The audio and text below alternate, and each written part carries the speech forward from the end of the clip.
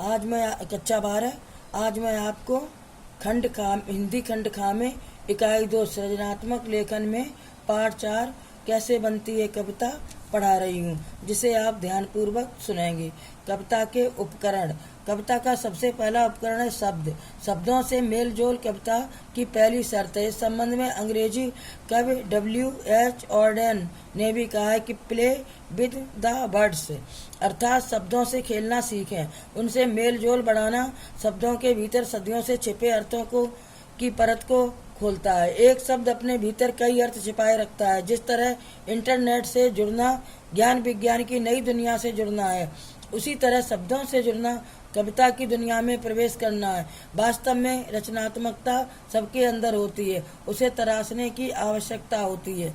तुकबंदी के प्रयास में धीरे धीरे उनकी रचनात्मकता आकार लेने लगती है, जैसे घोघो रानी कितना पानी, अथवा अक्कड़ वक्कड़ बम बम बोल 80 90 पूरे 100 में लागा धागा चोर निकल कर भागा। इसी तरह बड़े कवियों ने भी शब्दों से खेलने का सार्थक प्रयास किया है। जैसे अगर कहीं मैं तोता होता तो क्या होता, तोता होता। ये कविता की पंक्तियां रघुवीर साय ने लिखी हैं। इन काव्यांशों में कवि के द्वारा शब्दों और ध्वनियों से खेलने का प्रयास किया गया है। खेल खेल में किए गए इस प्रयास से कविता के नए आयाम खुलते हैं। शब्दों का यह खेल धीरे धीरे एक ऐसी दुनिया में ले जाता है जहाँ एक लय है, एक व्यवस्था है। यही प्रवृत्ति आगे चलकर शब्दों को ठीक ठाक रखकर अर्थ के खेल खेलना सिखा देती है। अर्थात इसका एक उदाहरण है धूमिल की कविता मोची राम की कुछ पंक्तियां। चोट जब पैसे पर पड़ती हैं तो कहीं न कहीं एक चोर कील दबी रह जाती है, जो मौका पाकर उभरती और उंगली में गड़ती है।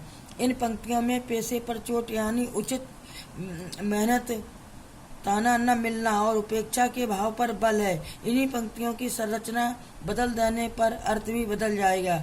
कविता में शब्दों के पर्याय नहीं होते। उपर्युक्त पंक्तियों में यदि पहली पंक्ति में चोट की जगह मार शब्द रख दें तो कविता का भाव बदल जाएगा और लय तर्ज भी ठीक नहीं बनेगी। चोट शब्द मोची के संदर्भ में भी एक अलग अर्थ हथौड़े की चोट रखता है। बिंब और छंद किसे कहते हैं? बिंब और छंद, इसे आंतरिक लय भी कहा जाता है। ये कविता को इंद्रियों से पकड़ने में सहायक होते हैं। दुनिया को जानने का एकमात्र सुलभ साधन इंद्रियां ही हैं। बाह्य संवेदना मन के स्तर पर बिंब के रूप में बदल जाती हैं।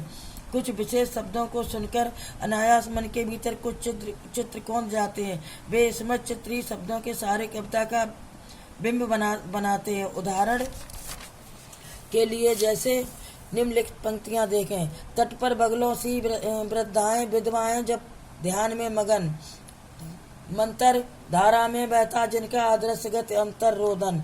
बगलों सी वृद्धाएं विधवाएं पढ़कर हमारी स्मृति में बगुले का आकार, उसकी सफेदी और वृद्ध विधवाओं के घुटे सिर के कारण गर्दन का आकार तथा उनके सफेद वस्त्र एकाकार हो जाते हैं। बच्चों, शेष पाठ कल पढ़ाएंगे। स्वयं पढ़ें और याद करें।